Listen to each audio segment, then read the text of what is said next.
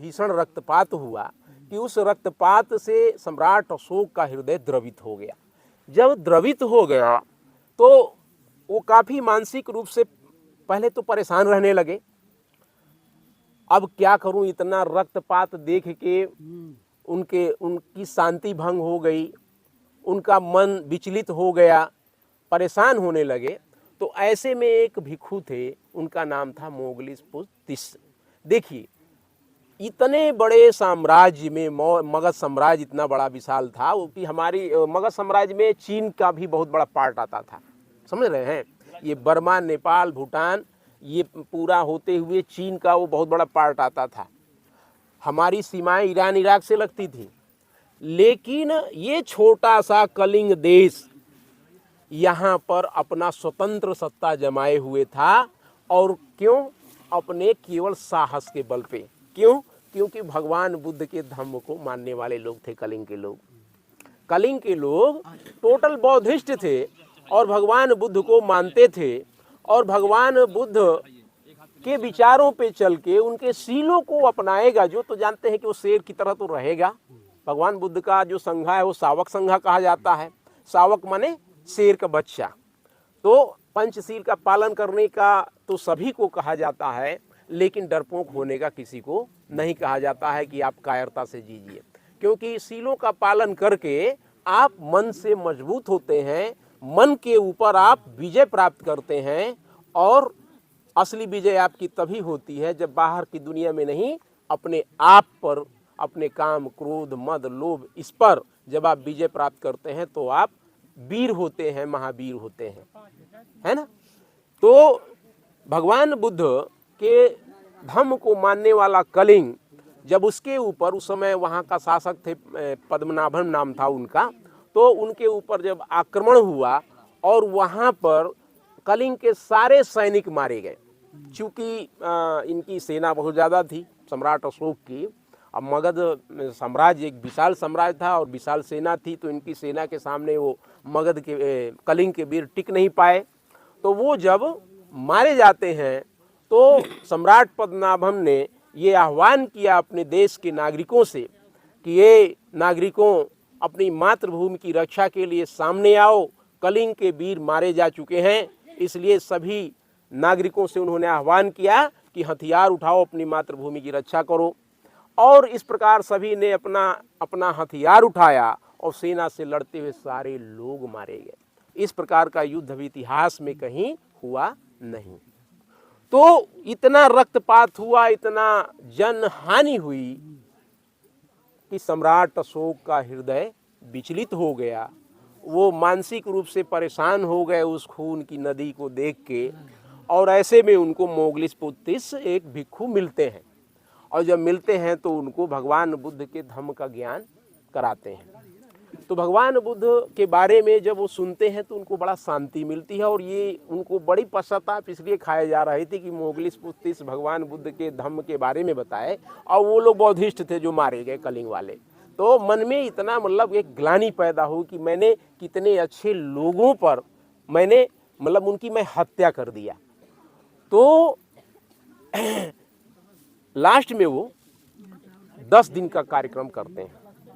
मोगलिस्पुतिस के कहने पर 10 दिन का जो कार्यक्रम करते हैं वो होता है आपका, जो जिसको हम लोग विजयदशमी कहते हैं। तो उस 10 दिन के कार्यक्रम में वो घोषणा करते हैं सम्राट अशोक कि आज के 10वें दिन मैं बुद्ध धम्म को में दीक्षित हूँगा, उसको स्वीकार करूँगा, और बुद्ध धम्म इस देश का, मगध राज्य का राजकीय धम्म होगा। तो वो जो 10 दिन थे, उस 10 दिन में विश्व के जितने भी बौद्धिस्ट राष्ट्र हैं, उन सारे बौद्धिस्ट राष्ट्रों से बड़े बड़े बौद्ध विद्वान आते थे, और वो भगवान बुद्ध के धम्म पे देशनाएं करते थे, शिक्षाएं देते थे, चर्चाएं, परिचर्चा होती थी। इस प्रकार ये एक मेला लग गया। और ये पूरे पाटलिपुत्र में, वर्तमान का पटना जो बिहार की राजधानी है, वो मैंने ये 10 दिन का जो प्रोग्राम था, ये जैसे आप इलाहाबाद जाते हैं ना, जो माघ मेला है लगता है ना, कुंभ मेला 12 साल पे लगता है ना, तो वो उसी का एक रूप है। वो सम्राट अशोक का ही ये शुरू किया हुआ है, हाँ, यहाँ पर भी धर्म संसद आज ये लोग लिखते हैं, तो धर्म संसद यानी बड़े बड़े विद्वान लोग आते थे उस संसद में और बड़े बड़े वहाँ पर लोगों को ज्ञान दिया जाता था। तो इस प्रकार ये 10 दिन चला विजयदशमी को, और 10वें दिन सम्राट अशोक ने मोगलिशपुर से धम्म की दीक्षा लिया। तो जब उन्होंने दीक्षा लिया तो उस दिन उन्होंने घोषणा किया कि सम्राट अशोक भगवान बुद्ध जो थे अपने पूरे जीवन काल में 84,000 देशनाएं उन्होंने दिया था। देशनाएं समझ रहे हैं ना, कि 84,000 शिक्षाएं मान लीजिए या देशनाएं कि वो उन्होंने दिया था। तो सम्राट अशोक ने उसी दिन ये संकल्प लिया कि मैं पूरे मगध साम्राज्य में, देखिए उस समय मगध साम्राज्य में वर्तमान का पाकिस्तान, अफगानिस्तान ये सब आते थे, तो पूरे मगध साम्राज्य में 84,000 स्तूपों का निर्माण करवाऊंगा, 84,000 स्तंभ लेखों का निर्माण करवाऊंगा, 84,000 चैत्यों का निर्माण करवाऊंगा। तो जब वो संकल्प लेते हैं और उसी दिन से वो काम करने की शुरुआत कर देते हैं। और उन्होंने संकल्प लिया कि पूरे विश्व में मैं भगवान बुद्ध के धम्म को प्रचार प्रसार करने के लिए भिक्षु संघा को भेजूंगा, यानी पूरे विश्व में धम्म का प्रचार होगा। देखिए, अगर एक व्यक्ति कोई काम करता है तो उसका रूप छोटा होता है, लेकिन जब समाज कोई काम करता है तो उसका रूप बड़ा होता है, लेकिन जब सरकार वही काम करती है तो उसका रूप विशाल होता है। तो उस समय सरकार किसकी थी? सम्राट अशोक की थी। पूरे मगध साम्राज्य के वो क्या थे? सम्राट थे। तो उन्होंने जब ये संकल्प लिया कि पूरे विश्व में धम्म को फैलाऊंगा, तो पूरे विश्व में उन्होंने धम्म को फैलाने के लिए भिक्षु संघ, भिक्षुणी संघ को उन्होंने एक बनाया और स्वयं अपने लड़के महेंद्र को, अपनी लड़की संघमित्रा को, यानी लड़के महेंद्र को भिक्षु बनाए और लड़की संघमित्रा को क्या बनाए? भिक्षुणी बनाए। और भिक्षु भिक्षुणी संघ बना के यहीं जो आपका मध्य प्रदेश में सांची का स्तूप है, ये विदिशा जिले में आता है, तो वहीं से उन्होंने भेजा। तो पहले श्रीलंका भेजा, तो वहाँ श्रीलंका, फिर श्रीलंका से बर्मा, फिर कहीं, फिर ये जापान, तो कोरिया, तो चीन, तो दुनिया भर का मतलब ये फिर वो भिक्षु संघ, भिक्षुणी संघ प्रचार प्रसार के लिए भेजे गए। और इधर स्तूपों का निर्माण शुरू हुआ, चैत्यों का निर्माण शुरू हुआ, ये स्तंभों को, स्तंभ जो है वो गड़वाए गए, गड़वाने शुरू हुए। तो जब ये होते होते होते होते सारे स्तंभ और सारे स्तूप का निर्माण हो गया, तो आज ही के दिन सम्राट अशोक ने एक घोषणा किया कि आज कार्तिका अमावस्या है, आज जितने भी 84,000 स्तूप बने हैं, सारे 84,000 स्तूपों पर दीपक जला के कार्तिक की जो अमावस्या है इसको पुनर्जागृत किया जाए, क्योंकि इसी दिन भगवान बुद्ध ने ज्ञान प्राप्ति के बाद कपिल वस्तु में, है ना, पधारे थे। इसलिए उसको, उस दिन के महत्व को पुनः उजागर करने के लिए सम्राट अशोक ने कार्तिक अमावस्या को क्या किए? पूरे 84,000 स्तूपों पर दीपदान उत्सव, है ना, मनाया गया। इसलिए आज का जो दिन है बौद्ध समाज में, बौद्ध धम्म में बहुत ही महत्वपूर्ण है। आप लोगों को ये तो पता होगा कि जब भगवान बुद्ध ने शरीर को त्याग किया था और जब उनके शरीर को का अग्निदाह किया गया महापरिनिर्वाण के बाद, तो उनके अस्थि को लेके मौर्यों के बीच, बज्जियों के बीच और शाक्यों के बीच, यानी जो उस समय के 10-12 जो राजा थे राज्यों के, वो सब उपासक थे भगवान बुद्ध के। तो वो कह रहे थे कि हम ले जाएंगे हड्डी, मतलब वो फूल, वो कह रहे थे कि हम ले जाएंगे। ऐसे में आपस में तलवारें खींच गईं, तो उनमें एक ब्राह्मण था, बुद्धिमान ब्राह्मण था। तो उसने कहा कि देखिए, भगवान बुद्ध ने सबके कल्याण की बात कही, सबको ज्ञान दिया, और आप लोग हिंसा का मार्ग त्यागने की बात भगवान ने कहा, और आप लोग उन्हीं के लिए आप लोग हिंसा करने पर उतारू हैं, ये तो बहुत ही अनर्थ है। तो तो आप लोग भगवान बुद्ध को अगर सत्य में मानते हैं तो ये हिंसा का मार्ग त्याग दीजिए। तो सबने अपनी अपनी तलवारें म्यान में खोस लिया और उन्होंने कहा कि मेरे पास जो मगध के जो राजा थे उस समय अजातशत्रु उस समय मगध के सम्राट थे। तो उनसे बोले कि हे मगध नरेश, मेरे पास एक उपाय है, अगर आपकी आज्ञा हो तो मैं बताऊं। तो उन्होंने कहा कि ठीक है, बताया जाए। उन्होंने कहा कि ये जो फूल है, इस फूल को आप जितने लोग हैं, मुख्य रूप से 8 लोग थे, तो 8 लोगों में से 8 भाग कर दिए जाएं और 8 भाग करके और 8 जो राज्य हैं वहाँ पर अपना ले जाके स्तूप बना दिया जाए। तो इस बात को सबने स्वीकार कर लिया। ये बात सबको अच्छी लगी और सभी ने स्वीकार कर लिया। और जब सबने स्वीकार कर लिया तो 8 राजा अपने अपने फूल को ले जाके और अपने अपने राज्य में उन्होंने एक विशाल स्तूप का निर्माण करवाया। भंते जी बताना ये चाहते थे, पीछे चला गया कहानी बताने के लिए, कि जो सम्राट अशोक ने 84,000 स्तूपों का निर्माण करवाया, तो जब सम्राट अशोक मगध साम्राज्य के मतलब सम्राट बने तो उन्होंने उन्हीं 8 स्तूपों को खुदवाया। उस समय के जो 8 स्तूप थे, मंगल हो, कल्याण हो, भगवान बुद्ध की करुणा बरसे, घर में सुख समृद्धि शांति हो, उन्हीं 8 स्तूपों को खुदवा के और सम्राट अशोक ने उनकी जो अस्थि थी उसमें भगवान बुद्ध की, उनको निकलवा के उसको चूर्ण के रूप में पिसवाया और उसमें और भी कुछ चीज़ें मिलवाई और मिलवा के 84,000 पुड़ियों में उसे बांटा गया। अब 84,000 पुड़ियों में उसको बांट के और सोने के पात्र में, समझ रहे हैं, वो अस्थि को रख के और 84,000 स्तूपों का निर्माण करा के, और यहाँ पर भी वो चीज़ है, वो जो अस्थि भगवान की, वो सम्राट अशोक है कि ये भरहुत बनवाया हुआ है ना, विश्वविद्यालय और स्तूपा।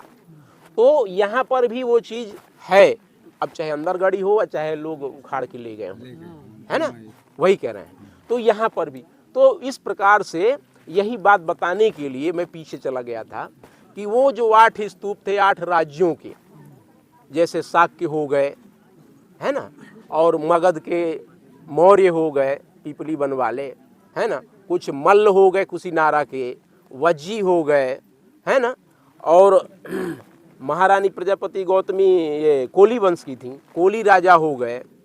तो ये जो सब राज थे, उनके जो राजा थे, जो आपस में युद्ध कर रहे थे भगवान बुद्ध के फूल के लिए कि मैं स्तूप बनाऊंगा, भगवान बुद्ध मेरे हैं। तो जब वो बंटवारा हो गया और स्तूपों का निर्माण हुआ, तो जब सम्राट अशोक हुए तो उन्होंने स्तूपों को खुदवा के ये काम करवाया, 84,000 स्तूपों का निर्माण करवाया। आज कार्तिक अमावस्या के इस पावन पर्व पर हमारे उपासक जो अपने हृदय के भाव से यहाँ पर आए और आकर जो देशना सुन रहे हैं, मैं सभी का मंगल कामना करता हूँ कि भगवान बुद्ध की करुणा सभी हमारे उपासकों पर बरसे। और जो मुख्य बात है उपासक गण की शीलों का पालन करना। भंते जी केवल एक बात बताने को रहा जा रहा था कि जो पंचशील है उसको लोग ये समझते हैं कि ये आम बात है। पंचशील का पालन करना कोई आम बात नहीं है। पंचशील का पालन करने के लिए बहुत मजबूत मन की आवश्यकता होती है। भगवान बुद्ध का धम्म जो घूम रहा है वो केवल और केवल मन पर ही घूम रहा है। हमारा मन विषयों से जुड़ा है, विषयों से संबंधित शरीर में इंद्रियां हैं, है कि नहीं है। आँख से हम किसी चीज़ को देख के अनुभव करते हैं, कान से हम 7 स्वरों को सुन के अनुभव करते हैं, कठोर और मधुर वाणी का भी श्रवण करते हैं, नाक से सुगंधी और दुर्गंधी का अनुभव करते हैं, जीभ से 6 रसों के स्वाद का अनुभव करते हैं और त्वचा से स्पर्श का अनुभव करते हैं।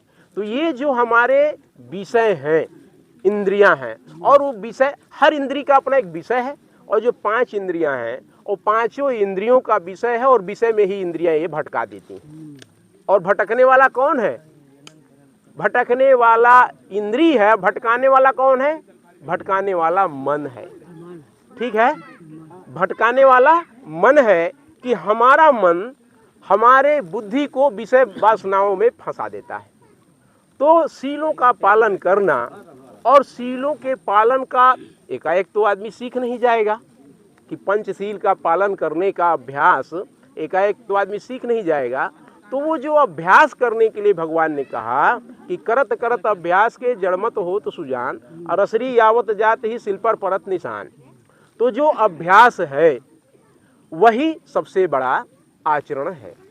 यानी कि जब हम सीलों को अपने आचरण में उतारने का अभ्यास करेंगे तो अभ्यास करते करते करते करते हमारे स्वभाव का एक अंग बन जाएगा। और अगर हमको कहीं हिंसा करनी होगी तो हम तुरंत रुक जाएंगे। हमको चोरी करनी होगी, मन में विचार आएगा, भले अभाव में जी रहे हों, रुक जाएंगे। हमको हमारे मन में कभी वासना उत्पन्न हुई, लेकिन हम सीलों का अभ्यास हमारे मन को है तो हम रुक जाएंगे, है ना। कहीं दारू शराब पीने की बात आई, सीलों का अभ्यास हमारे मन को है तो हम रुक जाएंगे। कहीं सट्टा हो रहा है, जुआ हो रहा है, ऐसे स्थानों पर जाने की, देखने की तो दूर, मन में विचार नहीं आने का, यानी ये भगवान बुद्ध के सील हैं। और इन सीलों का आचरण करके हम अपने मन को जीत सकते हैं। और जो व्यक्ति अपने मन को जीत सकता है वह सबसे बड़ा वीर होता है। दुनिया को तो बहुत लोग जीतते हैं, जितने शक्तिशाली लोग हैं अपने से कमजोर को जीतते हैं। कोई शक्तिशाली अपने से बड़े शक्तिशाली को कभी जीता है? नहीं। सारे लोग अपने से कमजोर को जीत के और अपने आप को विजेता है ना। हाँ, कि मन में वो, उनके अंदर वो गर्व रहता है कि हमने ये जीता। हाँ, लेकिन अपने से जो शक्तिशाली है वो मन है। हमसे ज्यादा शक्तिशाली कौन है? हमारा मन है। और मन पर विजय प्राप्त कर लेना ही बुद्ध के धम्म का असली मार्ग है। सारा धम्म, चाहे वो हमारा पंचशील हो, और चाहे अष्टांगिक मार्ग हो, चाहे 10 पारमिताएं हो, या जो भी है, वो सारा का सारा धम्म मन के ही ऊपर है। तो मन ही सभी को घुमाता है ना। भगवान बुद्ध से देशना में उन्होंने जो पंचवर्गीय भिक्षु संघ को जब देशना करने लगे भगवान बुद्ध, तो उन्होंने सबसे पहले यही बात बताई थी कि देखिए, जीवन दुखमय है, पूरा जीवन दुखमय है, और उस दुख का कारण भी है। ये पहला आर्य सत्य है कि पूरा जीवन दुखमय है। अरे जन्म, महाकवि विनीत विक्रम बौद्ध जी ने लिखा है कि जन्म मरण दुख रोग बुढ़ापा,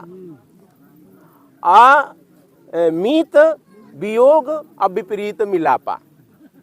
है कि जो जन्म लेना भी दुख है, मरना भी दुख है, रोग भी दुख है, बुढ़ापा भी दुख है, अभाव से मर रहे हैं, घर में खाने को नहीं है, वो भी दुख है। अप्रिय लोगों का अगर हमसे वियोग हो गया तो वह भी दुख है, लेकिन अप्रिय लोगों का संयोग हो गया तो और बड़ा दुख है। समझ रहे हैं कि भंते जी क्या कह रहे हैं? कि प्रिय हम में से कोई अपना है, वो हमको इस दुनिया को छोड़ के चला गया, तो वो तो हमारे लिए दुख का विषय है ही। लेकिन हमारा कोई अप्रिय है, हम जिसे अपना शत्रु मानते हैं, जिससे हम बैर रखते हैं अपने मन में, अगर उससे मिलाप हो गई तो और भी बड़ा दुख है ना।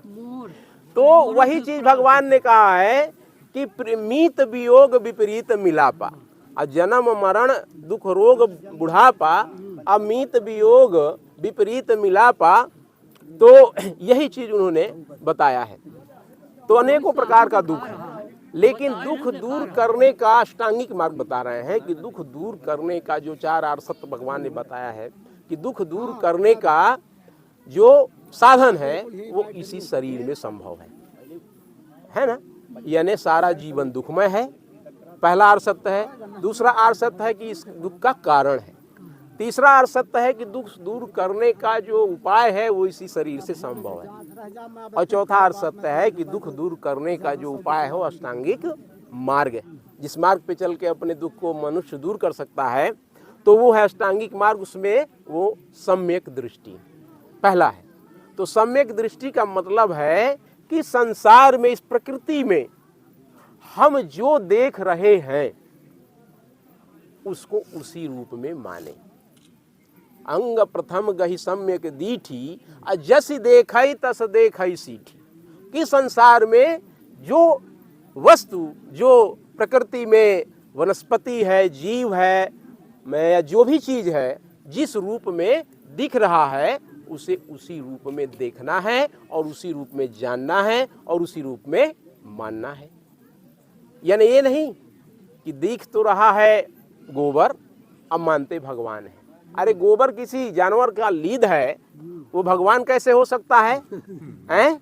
कि हम इस नीम को अगरबत्ती लगाने लगे, धूप बत्ती लगाने लगे और रोज जल चढ़ाने लगे, कहे कि हे नीम महाराज तुम नीम नहीं हो, तुम तो आम हो और मुझे आम का फल आपसे चाहिए, मैं तुम्हें बहुत आस्था रखता हूँ, मैं इतना पूजा करता हूँ, इतना पाठ करता हूँ, इतना जप तप करता हूँ और मुझे आपसे, आप नीम नहीं है मेरे लिए, आप आम है, मुझको आम चाहिए।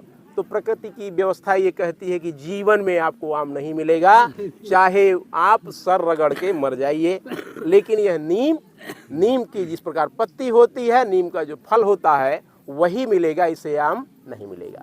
तो यही बात भगवान कहते हैं कि इस प्रकृति में जो वस्तु जिस रूप में दिख रही है आपको उसी रूप में देखना है। उसी रूप में देखना भर नहीं है, उसी रूप में जानना भी है और उसी रूप में मानना भी है।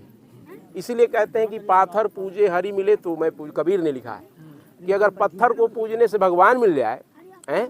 अरे मूर्ति का निर्माण आपने किया, मूर्ति के निर्माण आपने न किए हैं, मनुष्य ने न किया है। मूर्ति को रंग रूप आकार आपने दिया, सजाया संवारा आपने, मूर्ति के लिए मंदिर बनाया आपने, और जब मूर्ति बन गई तो वो वही आपका भगवान हो गई। मूर्ति भगवान है कि आप भगवान हैं? बनाने वाला भगवान। जो जिस चीज का निर्माण करता है वह उसका भगवान कहिए या वह उसका निर्माण करता कहिए, पावर बनाने वाले में है, पावर वस्तु में नहीं है। तो इस संसार में जो वस्तु जिस रूप में दिख रही है हमें उसी रूप में देखना चाहिए और उसी रूप में मानना चाहिए और उसी रूप में उसे जानना चाहिए, है ना। जानने का मतलब कि हमारे विश्वास से संबंधित बात हो रही है कि हमारा विश्वास ये नहीं कि है तो गोबर और मान रहे हैं भगवान, क्योंकि हमारी एक सिस्टम के द्वारा हमारे मन में एक आस्था पैदा कर दी जाती है कि नहीं ये है भगवान, तो ये है भगवान, ये भगवान है, कल्याण का काम करेंगे। तो इस आस्था पे भगवान ने कहा है कि नहीं, आस्था नहीं, धम्म का मार्ग आस्था नहीं। धम्म का मार्ग क्या है? तर्क। जो बात तर्क की कसौटी पे खरी उतरे उसको मानना है, और जो बात तर्क की कसौटी पे खरी नहीं उतर रही है वो नहीं मानना। इसी के लिए भगवान ने कहा ना कि भाई एक तो 5 ज्ञानेंद्रियां हैं आपके पास, जिनके द्वारा इस संसार की वस्तुओं को देख के, परख के, समझ के जान सकते हैं, ज्ञान कर सकते हैं। अगर इनसे नहीं समझ में आ रहा है तो आपके पास सुपर पावर ब्रेन है। ब्रेन यानी माइंड, बुद्धि, बुद्धि के द्वारा आप तर्क करते हैं, तुलना करते हैं, विश्लेषण करते हैं और सही निर्णय लेते हैं। तो ये तो सुपर पावर है, हर इंसान के पास है ना। अब बुद्धि का विकास कैसे होगा? इसके लिए भी शिक्षा के द्वारा होगा। शिक्षा से भी बड़ी कोई चीज है, योग के द्वारा होगा। बुद्ध के धम्म में तो विपश्यना बहुत बड़ा योग है, साधना है कि विपश्यना के द्वारा इस बुद्धि की शक्ति को बढ़ाई जा सकती है, यानी बुद्धि की क्षमता को बढ़ाई जा सकती है। तो चलिए मैं अपनी वाणी को यहीं पर विराम देता हूँ और आज कार्तिक अमावस्या की इस पावन पर्व पर मैं अपने सभी उपासकों को बहुत बहुत साधुवाद देता हूँ और सबसे इस आशा के साथ अपनी वाणी विराम करता हूँ कि मेरे उपासकगण भगवान बुद्ध के धम्म को आगे बढ़ाएंगे और भगवान बुद्ध के शीलों का पालन करते हुए, शीलों का अभ्यास करते हुए जीवन जीने का एक खुशहाल मार्ग तय करेंगे। सभी का मंगल हो, सबका कल्याण हो।